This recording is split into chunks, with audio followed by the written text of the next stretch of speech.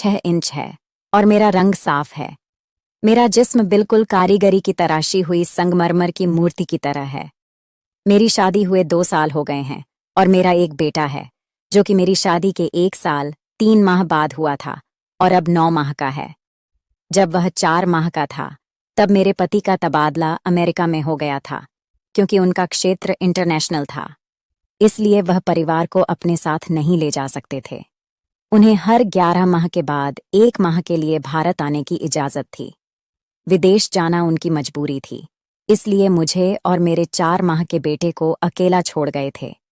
हम अकेले न रहें, इसलिए मेरे पति ने मेरे ससुर यानी कि मेरे पिताजी को हमारे साथ रहने के लिए शहर बुला लिया था। मेरे ससुर जब हमारे साथ रहने के लिए आए तब उनकी उम्र 48 साल की थी। वह हमसे अलग गांव में रहते थे। मेरी सास की मृत्यु 1.5 साल पहले हो गई थी और पिछले 1 साल से ज्यादा वहीं पर गांव में अकेले ही रहते थे। पापा जी आर्मी में मेजर रह चुके थे और रिटायर्ड होने के बावजूद वह बहुत फुर्तीले थे। आर्मी में आर्मी के तौर तरीके और तहजीब वह अभी तक नहीं भूले थे।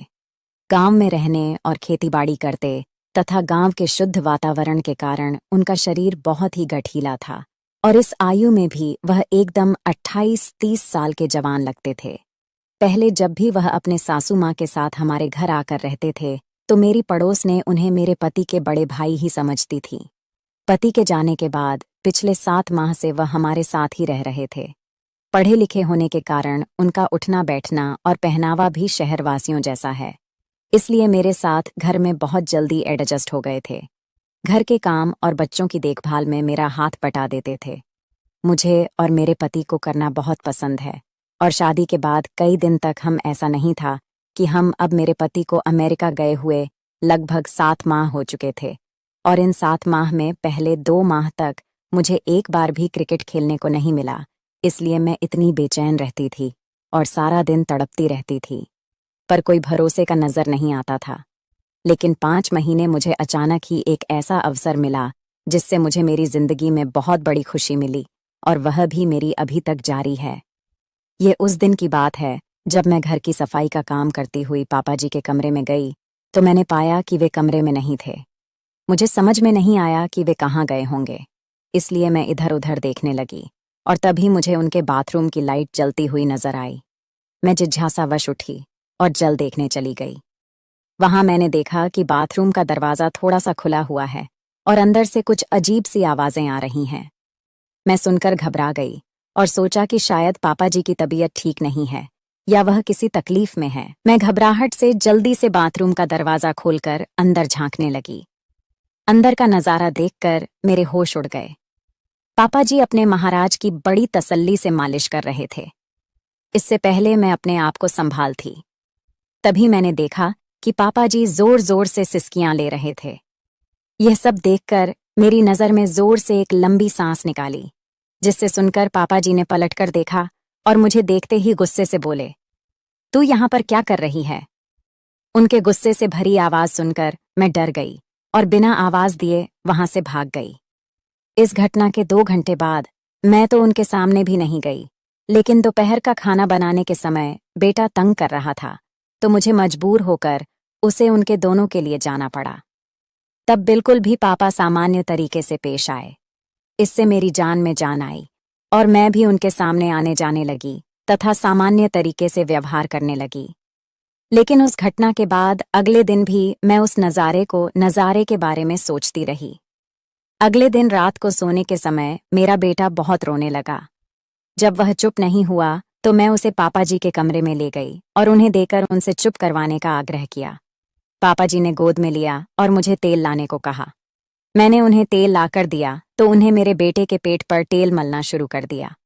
कुछ ही देर में बेटा चुप होकर उनकी गोदी में सो गया। पोते को दादा के पास छोड़कर मैं अपने कपड़े बदलने चली गई। तभी मेरे दिमाग में योजना आई कि अगर मैं पापा जी को अपनी झलक दिखलाऊं तो शायद कुछ बात बन जाए।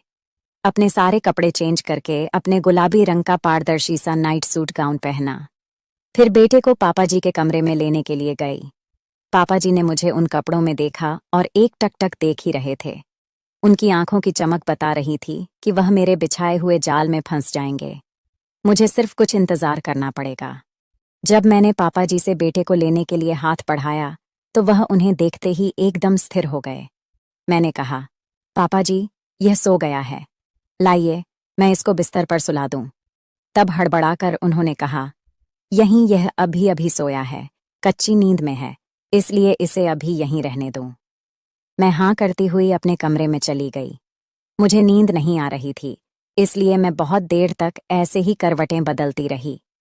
तभी मुझे याद आया कि मैंने बेटे को दूध पिलाया ही नहीं। मैं उठी और पापा जी के कमरे में गई तो पाया कि वह भी सो गए हैं।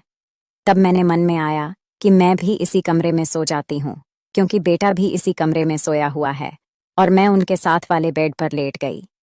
बेटे को अपने पास खींचा और इतने में पापा जी की नींद में ही करवट बदली और सीधे होकर सोने लगे। मेरे बेटे का पेट भर चुका था, लेकिन मुझे नींद नहीं आ रही थी। मैंने बच्चे को अलग से सुला दिया और वहीं बैठकर पापा जी को निहारती रही। मैंने महसूस किया कि मैं क्रिकेट खेलकर जिंदगी का मजा चाहती हूँ। मैं अपना अकेलापन दूर करना चाहती हूँ, अपनी भूख मिटाना चाहती हूँ। इसके लिए अब मुझे मेरे पति की गैर हाजिरी में भरोसे का और पूरा संतुष्ट करने वाला पुरुष मिल चुका है। अब मैं और इंतजार नहीं कर सकती, और इसलिए मैंने अपनी सारी झिझक छोड़ी और मैं ससुर जी के पास जाकर बैठ गई। तो थोड़ी देर बाद पापा हिलने लगे। मुझे लगा कि उनका हाथ मेरे सर पर आ गया है और ससुर जी जाग गए हैं। उसकी इस हरकत से मैं थोड़ा घबराई।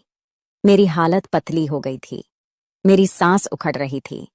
फिर मैंने हिम्मत नहीं छोड़ी। करीब 1 घंटे के बाद पापा जी का हाथ मेरे सर से हटा और नीचे आ गया। उनकी इस हरकत से मैं बहुत ज्यादा प्रसन्न हुई। मुझे अभी मजा आना शुरू ही हुआ था कि पापा जी उठकर बैठ गए और उनकी नींद खुल गई थी। उन्होंने मुझे झटके के साथ अलग कर दिया। फिर उन्होंने उठकर एक लाइट जलाई और वह कच्चे होकर मुझे देखने लगे। मैंने जवाब दिया, पापा जी, मैं तो वही कर रही थी जो आप चाहते थे। पापा बोले, मैंने ऐसा करने को कब कहा है? तुम्हें ऐसा नहीं करना चाहिए था और माफ कर देना चाहिए था।